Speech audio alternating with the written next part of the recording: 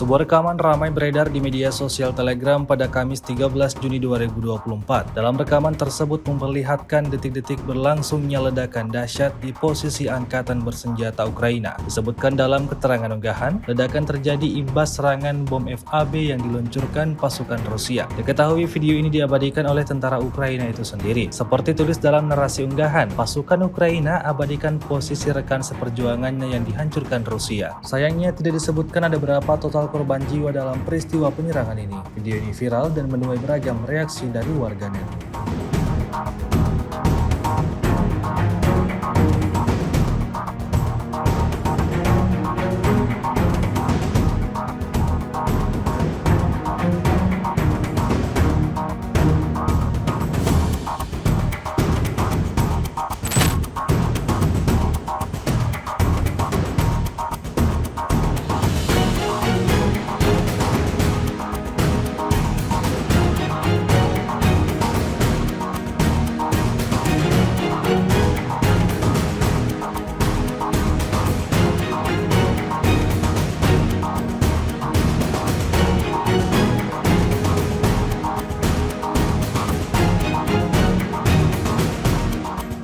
Download Tribun X sekarang, menghadirkan lokal menjadi Indonesia.